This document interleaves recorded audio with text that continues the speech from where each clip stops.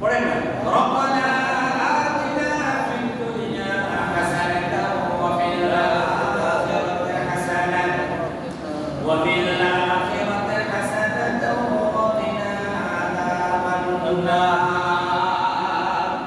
আল্লাহ রাব্বুল আলামিন বলেন, হে আমার বান্দারা এইভাবে দোয়া করো, ওগো আমাদের প্রভু, রব্বানা আতিনা, আমাদেরকে দাও, ফিদ দুনিয়া হাসানা, দুনিয়াতে আমাদেরকে কল্যাণময় বরকতময় জীবন দান করো, নেখায়াত দান করো, সুখী সমৃদ্ধশালী জীবন দান করো, ওয়া ফিল আখিরাতি হাসানা, আখিরাতেও আমার জীবনটা কল্যাণময় করো, সুন্দর করো, নেককার করো, বরকতময় করো, সুখী সমৃদ্ধশালী জীবনটাও আখিরাতে তুমি আমাদেরকে দান করো, ওয়া কিনা আযাবান নার, জাহান্নামের কঠিন শাস্তি থেকে আল্লাহ তুমি আমাদেরকে মুক্তি দিয়ে দাও, বলে আমিন।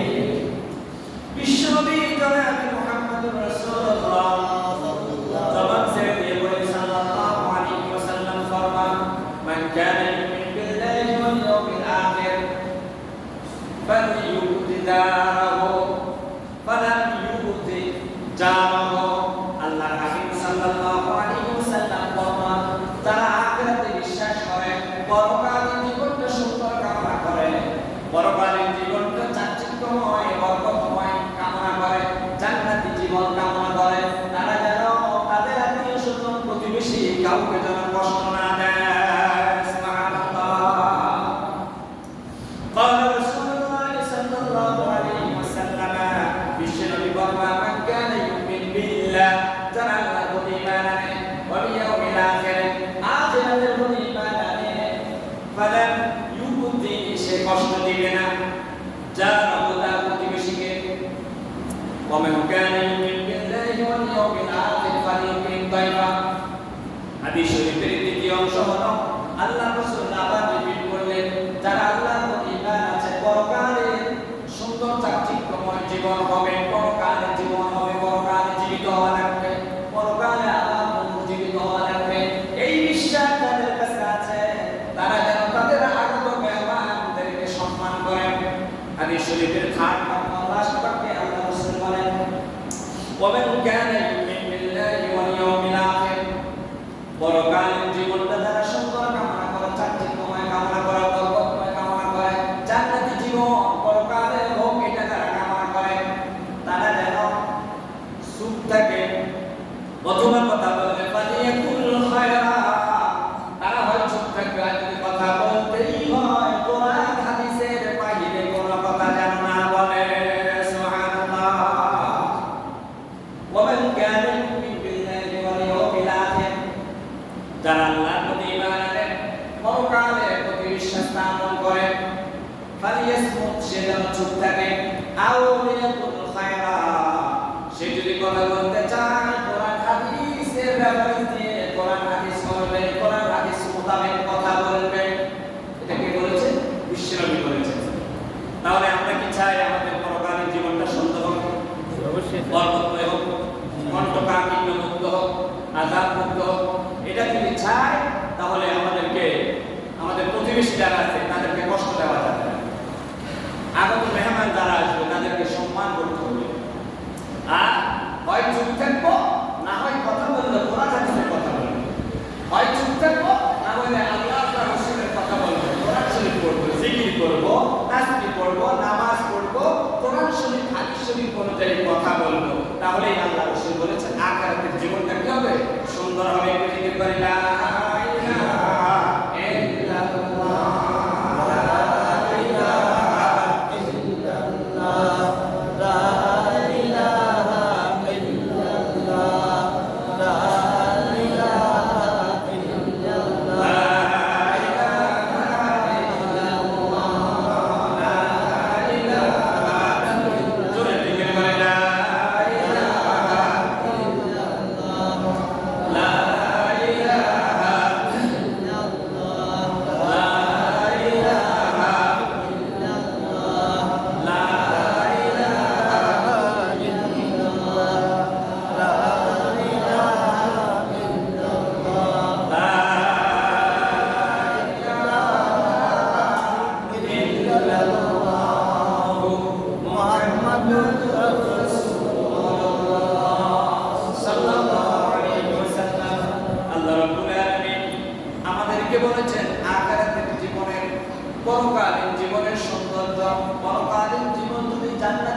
চাও তাহলে আমার দেওয়া পথ, আমার নবীর দেখানো পথ, আমার নাযিলকৃত কোরআন শরীফ অনুযায়ী তোমাদেরকে জীবন যাপন করতে হবে। কোরআন শরীফের বাইরে গিয়ে আপনি কোনো কাজ করবে আল্লাহ কবুল করবে। তাহলে আখিরাতের জীবনটা হলো আসল জীবন। কে বলছেন? আল্লাহ বলছেন। আল্লাহ রাব্বুল আলামিন বলেন তুমাতা'উদ দুনিয়া কলিল, দুনিয়ার জীবনটা হলো সামান্য, ওয়াল আখিরাতু খায়র, আখিরাতের জীবনটা হলো সবচেয়ে সেরা। দুনিয়ার জীবনটা হলো কলিল, অল্প, সামান্য, ওয়াল আখিরাতু খায়র, আখিরাতের জীবনটা হলো সেরা। ওয়ালা তুযলামুনা ফাতিলা, আখিরাতের জীবনে আল্লাহ এমন বিচার ফয়সালা করবেন, কারো প্রতি বিন্দুমাত্র জুলুম করবেন না। যে যতটুকু নেক কাজ করেছে ততটুকু সওয়াব পাবেন, যে যতটুকু অপরাধ করেছে ততটুকু গুনাহ, ততটুকু শাস্তি পাবেন। ওয়ালা তুযলামুনা ফাতিলা, আল্লাহ তাআলা কোন বান্দার প্রতি জুলুম করবেন না। আরেকটি আয়াত আল্লাহ পাক বলেন 14 নম্বর পারা 11 নম্বর পৃষ্ঠায় বলেন লিল্লাযিনা হাসানু ফি হাযিহি দুনিয়া হাসানা, দুনিয়ার জীবনটা হলো সুন্দর তাদের, যাদের জীবনটা আখিরাতেও সুন্দর হবে। সুবহানাল্লাহ। ওয়ালা দারুল আখিরাতু খায়র, আখিরাতের জীবনটাও সুন্দর হবে তাদের, যারা দুনিয়ার জীবনটাকে সুন্দর করে কোরআন শরীফ হাদিস শরীফ দিয়ে সাজাইছে। ওয়ালা দারুল মুত্তাকিন, আখিরাতের জীবনটা সুন্দর হবে মুত্তাকিদের জন্য। সুবহানাল্লাহ। সূরাতুল আ'লা 30 নম্বর পারা আল্লাহ পাক বলেন ওয়াল আখিরাতু খায়র বাল তুসিরুনাল হায়াতাদ দুনিয়া, যারা আখিরাতের জীবনকে প্রাধান্য দেয় তারা দুনিয়ার জীবনটাকে তুচ্ছ মনে করে। ওয়াল আখিরাতু খায়রুম ওয়া আবকা, আখিরাতের জীবনটা হলো সেরা এবং স্থায়ী। সূরাতুদ দুহা আল্লাহ পাক বিশ্ব নবীকে সান্ত্বনা দেন, ওগো নবী ওয়ালা আখিরাতু খায়রুন লাকা মিনাল উলা, নবী গো দুনিয়াতে আপনি কি পাইলেন না পাইলেন আফসোস করবেন না, আপনার জন্য আখিরাতের জীবনটা আমি সুন্দর করে সাজিয়ে রেখেছি। সুবহানাল্লাহ। তাহলে যেই দলিলগুলো আমি আপনাদের সামনে উপস্থাপন করলাম, এই দলিলগুলো, এই আয়াতগুলোর সামারি হলো দুনিয়ার জীবনটা হলো ক্ষণস্থায়ী, আখিরাতের জীবনটা হলো স্থায়ী। সুতরাং দুনিয়ার জীবন এবং আখিরাতের জীবন উভয়টাকে যদি আমরা সাজাতে চাই, সুন্দর করতে চাই, তাহলে আমাদেরকে দুইটা কাজ করতে হবে। কয়টা কাজ? এক হলো আল্লাহর আইন মানতে হবে, 2 নম্বর হলো বিশ্ব নবীকে অনুসরণ করতে হবে। কয়টা কাজ করতে হবে? কাজ কয়টা? দুইটা। আমল অনেক, প্রতিদান অনেক। আপনি দুইটা কাজ করবেন, আল্লাহ যা বলছেন তা মানবেন। কেমনে মানবেন? বিশ্ব নবী সাহাবায়ে কেরামদেরকে যেভাবে মানার জন্য পথ দেখাইছেন, সাহাবায়ে কেরাম তাবেঈদেরকে দেখাইছেন, তারা পরবর্তী জেনারেশনকে দেখতে দেখতে আমাদের পর্যন্ত আসছে। আমাদের কাছে কোরআন শরীফ আছে, হাদিস শরীফ আছে, সাহাবায়ে কেরামের জীবনী আছে। এই বাহিরে আমরা নতুন কোন মত আবিষ্কার করব না, করলেও আমরা তার কাছে দিয়েও হাঁটবো না। রাজি আছেন ইনশাআল্লাহ? ইনশাআল্লাহ। আখিরাতের জীবন এটা স্থায়ী জীবন। সাহাবায়ে কেরামকে প্রশ্ন করল, বিশ্বনবী বললেন ওয়া সাহাবীরা, দুনিয়ার জীবন আর আখিরাতের জীবন এর সময়সীমা, এর অনুপাত কতটুকু তোমরা জানো কিনা? দুনিয়ার জীবনটা কতটুকু লম্বা, আখিরাতের জীবনটা কতটুকু স্থায়ী, কতটুকু দীর্ঘ, এটা তোমরা জানো কিনা? সাহাবায়ে কেরাম বললেন আল্লাহু আ'লাম ওয়া রাসূলুহু, এটা সাহাবায়ে কেরামের বক্তব্য ছিল। কোন জিনিস জানলে জবাব দিতেন, না জানতে বলতেন এটা আল্লাহ এবং তার রাসূল ভালো জানেন। জানলে জবাব দিতেন, না জানলে বলতেন আল্লাহ এবং তার রাসূল কি জানেন, ভালো জানেন।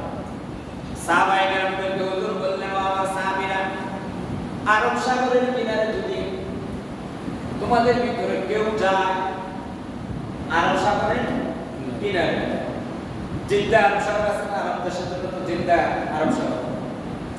ওই আরব সাগরের কিনারে দাঁড়িয়ে আল্লাহর কোন বান্দা যদি তার হাতের একটা আঙ্গুল ওই আরব সাগরের ভিতরে চুবায়, আরব সাগরের কিনারে গিয়ে কেউ যদি তার হাতের একটা আঙ্গুল পানিতে চুবায়, চুবানোর পর আবার উঠাইল, উঠানোর পরে 1 ফোঁটা বা 2 ফোঁটা পানিতে করবে, এর তো বেশি করবে না, নাহলে 5 ফোঁটাই করবে, এর বেশিটা করবে না।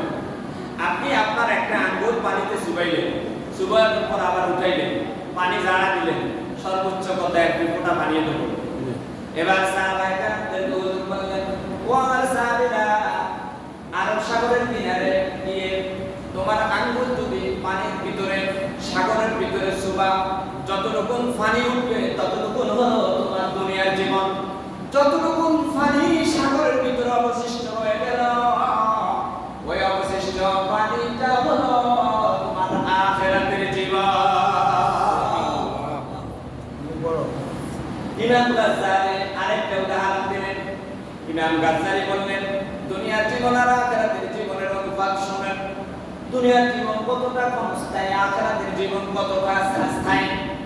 ইমাম গাজ্জালি বললেন তার মুরিদরা বা তার ছাত্রদেরকে, তার অনুসারীদেরকে, যে পৃথিবীতে এবং আকাশে, আকাশ এবং পৃথিবীতে যতটুকু জায়গা খালি আছে, আকাশ এবং পৃথিবীর মাঝখানে যতটুকু জায়গা খালি আছে, এই সব খালি জায়গাটা যদি সরিষার দানা দিয়ে ভরপুর করে দেওয়া হয়। কিসের দানা? সরিষার দানা। চিনি তো আপনারা? খুব বড় বড় না, ইলিশ মাছের ডিমের মতো, মাছের ডিমের মতো না? দুল্লার দানা চিনেন? দুল্লার দানা, লাল শাকের বীজ, এর একটা দানা ছোট। আল্লাহ ওই বান্দা ইমাম গাজ্জালি বললেন, আকাশ এবং জমিনে যতটুকু খালি জায়গা আছে, সব খালি জায়গাটা যদি সরিষার দানা দিয়ে ভরপুর করে দেওয়া হয়, একটা পাখিকে যদি অর্ডার দেওয়া হয়, ও পাখি তুমি এখান থেকে একটা সরিষার বীজ নিয়ে ঘুমাইবা, 70,000 বছর পর আরেকটা পাখি আরেকটা সরিষার বীজ নিবা, আবার ঘুমাইবা, আবার ঘুম থেকে উঠবা, 70,000 বছর পরে আরেকটা সরিষার দানা নিবা।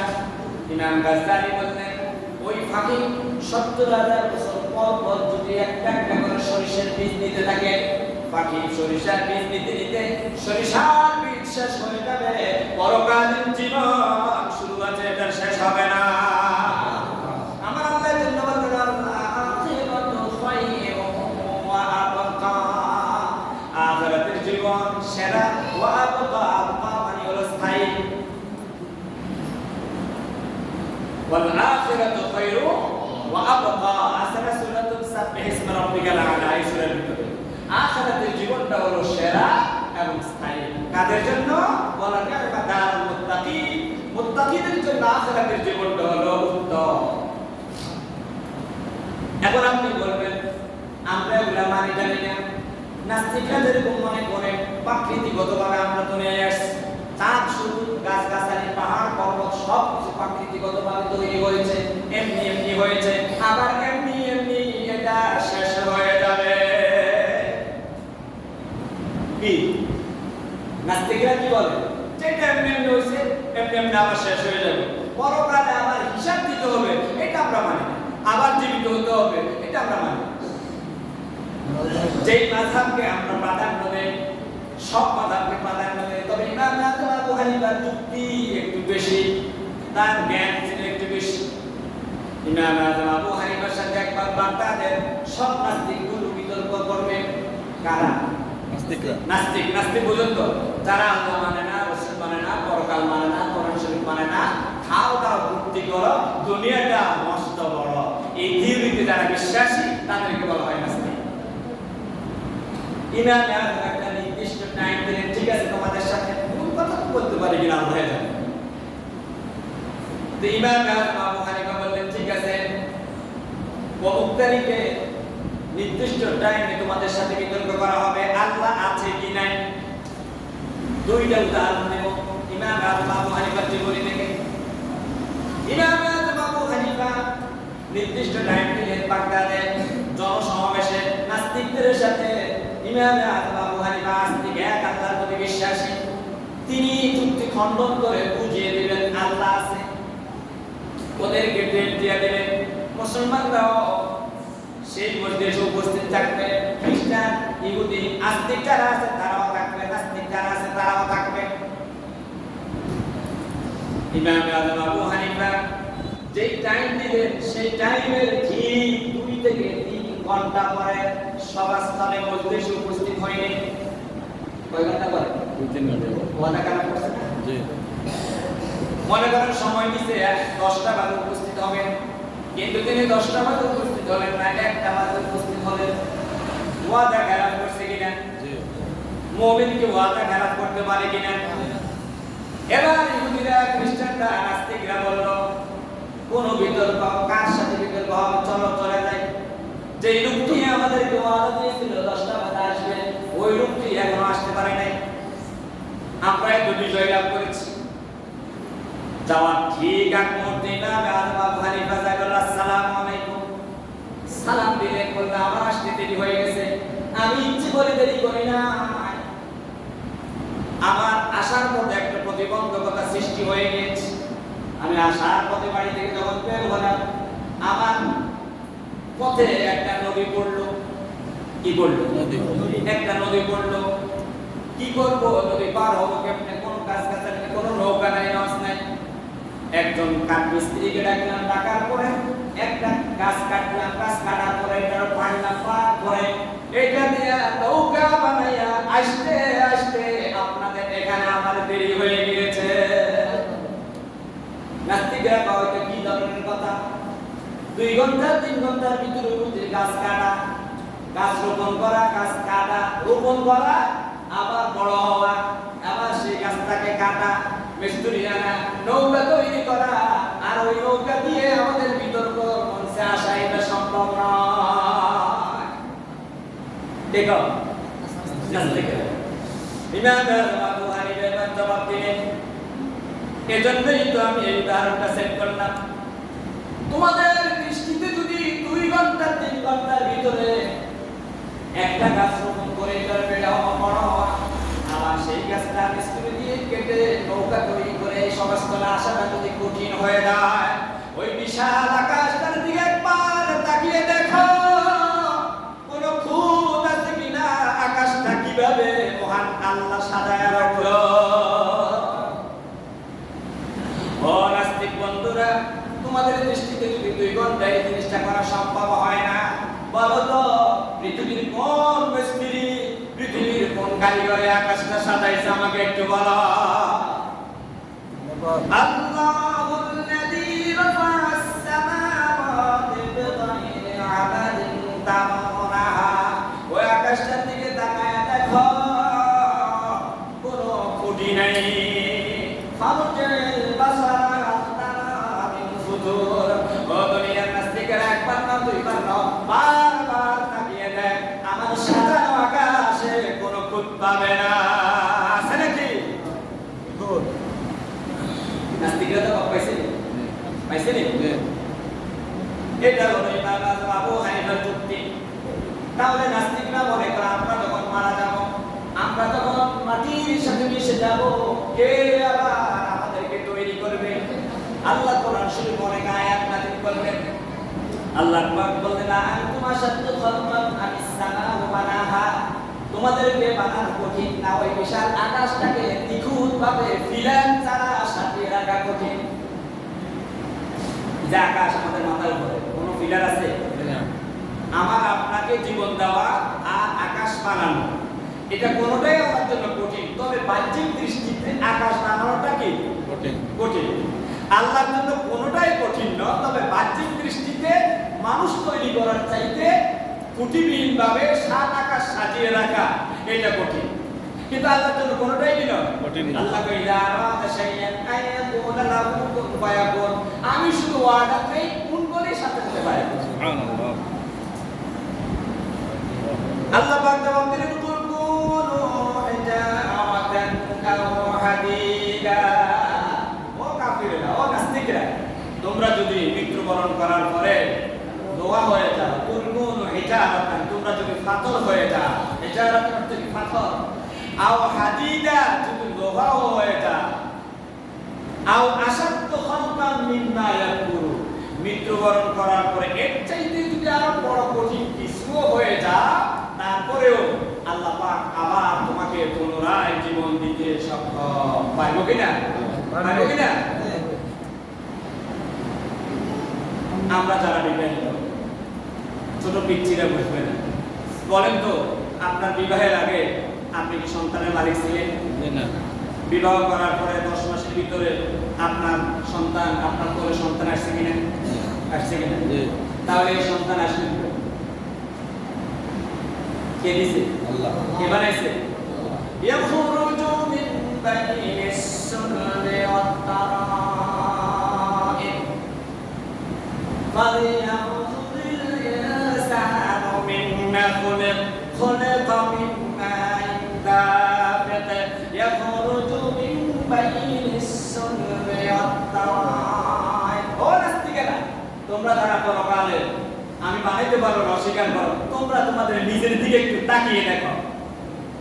ও মানুষেরা, ফালিয়ানজুরিল ইনসানু মিম্মা খুলিক, তোমার দিকে তুমি তাকিয়ে দেখো, তোমার একটা কে বানাইছে। ঠিক কি না? বিবাহ হলো, স্বামী স্ত্রী বন্ধুর লাইফ শুরু করলো, 8 থেকে 9 মাস 10 মাসের ভিতরে মা বাবার গোল জোরে খুব করে এক সন্তান কে দিল? আল্লাহ। মায়ের পেটের ভিতরে কোনো ডাক্তার গেছে নাকি? না। কোনো বিজ্ঞানী গেছে নাকি? না। কিভাবে এই শিশুর রক্ত থেকে হাড় তৈরি করলো, নাপাক পানিটাকে রক্ত জমাটে রূপান্তরিত করলো, তারপরে গোশত বানাইলো, এরপরে হাড় বানাইলো, পশমগুলো দিল, এমনকি শিশু বাচ্চার মাথার উপরে কালো চুলগুলো দিয়ে দিল। এখন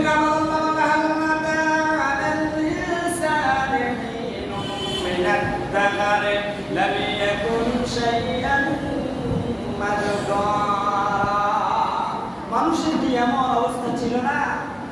সে দুনিয়াতে আসার আগে সেটা একজন মানুষ হবে, সেটা একজন নামি দামি হবে, এটা তো কেউ জানতো না। জানতো না? আমাদের ইউনূস সাহেব 80 বছর আগে, ওনার বয়সটা আমাদের সাবেক প্রধানমন্ত্রী বেগম খালেদা জিয়া, ওনার 81তম জন্মতারিখ।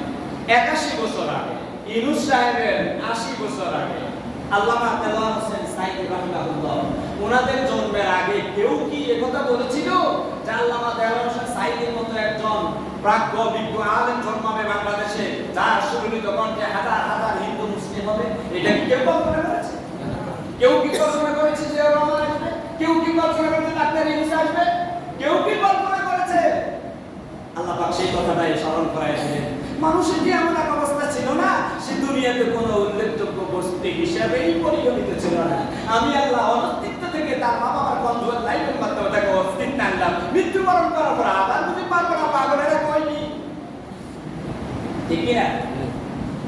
এবার 3টা উদাহরণ দিব, সময় আছে 4 মিনিট, 2 মিনিট হাওলা যদি নেই তাহলে 22 মিনিট। হযরত হিজকিল কি নাম বলেন? পয়গম্বর তো 16 লাখ, কয় লাখ? 16 লাখ।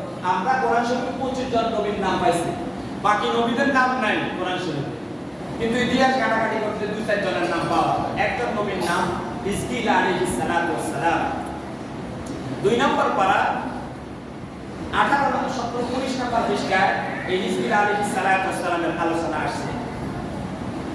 আলাম তারা ইলাল্লাযীনা খারাজু মিন দিয়ারিহিম ওয়া হুম কুলুফুন হাদারাল মাউত তাবারাকাল্লাহু মুউতু সুম্মা আহইয়াহুম।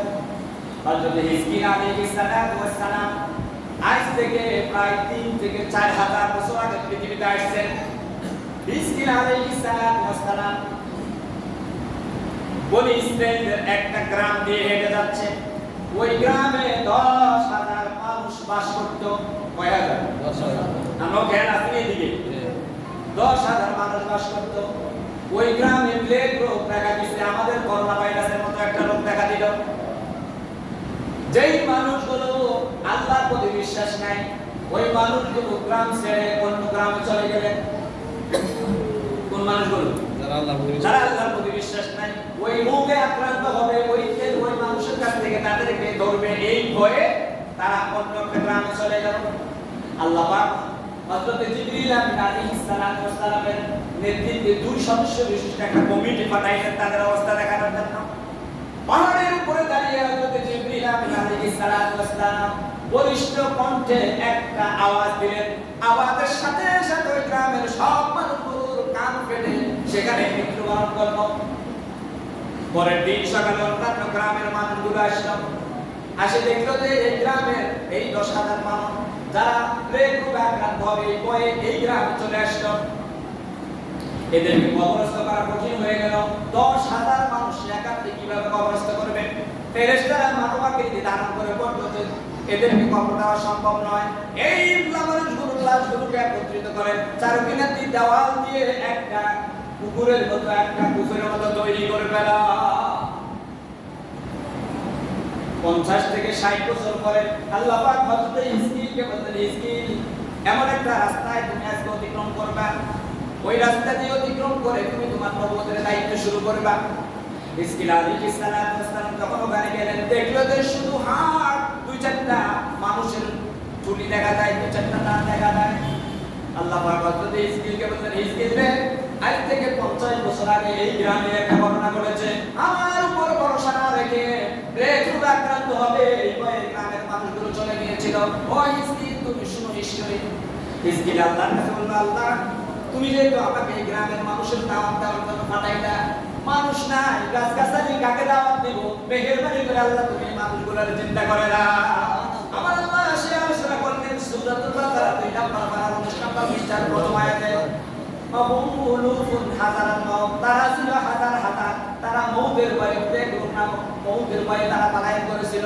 সুম্মা হিয়াহুম, এরপরে আমি আল্লাহ মানুষগুলোকে চিন্তা করেছি, ওয়ালিনা জাআলাহু আয়াতান লিন-নাস, বিশ্ববাসীকে আমি আল্লাহ জানায়া দিতে চাই, ও দুনিয়ার মানুষেরা এই যে এই গ্রামে 10,000 মানুষের ইন্তেকাল করলো, একান্তে প্লেগ রোগ থেকে বাঁচার ভয় চলে আসলো, এদেরকে আমি মৃত্যু দিলাম। 50 বছর পরে আবার থেকে আমি তাদেরকে জীবন্ত মানুষে রূপান্তরিত করতে পারলাম। এমনি ভাবে তোমাদের ইন্তেকালের পরে তোমাদেরকে জীবন দিতে পারবো। কোরআন শরীফের আয়াত তো অস্বীকার করার কোনো সুযোগ আছে? আরো 3টা উদাহরণ আমি আজকে আলোচনার জন্য সেট করছিলাম কিন্তু সময় নাই। ইব্রাহিম খলিলুল্লাহ আল্লাহ বলতে, আল্লাহ গো কেমনে আপনি মানুষের চিন্তা করবেন? তাও সূরাতুল বাকারা পারা নাম্বার 3 পৃষ্ঠা নাম্বার 3, ওয়া ইয ক্বালা ইব্রাহিম রব্বি আরিনি কাইফা তুহয়িল মাউতা, আল্লাহ গো কেমনে আপনি মানুষের চিন্তা করবেন? আল্লাহ গো বলেন তুমি বিশ্বাস করো না, বলি যদি একটু দেখাই দেন। আল্লাহ বললেন, ক্বালা ফাকুতারবা মিনাত তাইর, ইব্রাহিম 4 প্রকারের 4টা পাখি করো। ধরার পরে বললেন যে ফাসুল হুন্না ইলাইকা, এই পাখিগুলোকে তুমি পোষ মানাও, তুমি লালন পালন করো। লালন পালন করার পরে বললেন সুম্মা জাল আলা জাবালি, ওই পাহাড়ের চূড়ায় তাদেরকে জবাই করে 4 টুকরা করে 4টা পাখি করো, 4টা পাখিকে পোষ মানাও, জবাই করো, জবাই করে গোশত মিক্স করো, কবুতরের বাচ্চা, হাঁসের বাচ্চা বা বকের বাচ্চা 4 পাখি জবাই করে 4 ভাগের গোশত মিক্স করে ফেলবেন, যাতে আলাদা করা না যায়। এর ভিতরে সব কবুতরের গোশত, এই পোটলার ভিতরে সব হাঁসের বাচ্চার গোশত, এটা যেন আলাদা করা, 4 পোটলাতে 4 ভাগের গোশত থাকে। কথা বুঝলেন? মিক্স হয়ে গেল না? এবার বললেন সুম্মা জাল আলা জাবাল, পাহাড়ের চূড়ায় রাখি আসো। এবার বললেন সুম্মা তুরুন্না, এবার বললে ইব্রাহিম কবুতর নাম ধরে ডাক দাও। কবুতর যখন নাম ধরে ডাক দিল, 4 পোটলা থেকে পোটলা ছিঁড়ে পোটলা বের করে 4 পোটলা থেকে কবুতরের গোশতগুলো একত্রিত হয়ে পূর্ণাঙ্গ কবুতরে রূপান্তরিত হয়ে পুড়ে এসে নাই হেঁটে হেঁটে হাজার হাজার মানুষের সামনে দিয়ে হেঁটে হেঁটে ইব্রাহিম খলিলুল্লাহর হাতের উপরে চলে আসলো। ইব্রাহিম খলিলুল্লাহ এইভাবে ডাক দিলে 4টা পাখি একবারে চলে আসলো, সাথে সাথে সিজদায় পড়ে গিয়ে বলল, আল্লাহ মানুষের ইন্তেকালের পরে আটটি গুটি মাটির সাথে মিশুক, পানির সাথে মিলুক, হাওয়ার সাথে মিশে যাক, সাগরের ভিতরে মৃত্যুবরণ করো, জাহাজ দুর্ঘটনায় মৃত্যুবরণ করো, বিমান কাষ্ট হয়ে পড়ে যাক, যেখানে থাকুক না কেন এইভাবে আবার তুমি মরা মানুষটাকে চিন্তা করতে পারবে। আমার নিশ্চিত বিশ্বাস হয়েছে। আগামী সময় এই বিষয়গুলো আলোচনা হবে আপনার দাওয়াতে ইনশাআল্লাহ। কাবলাল মাথায়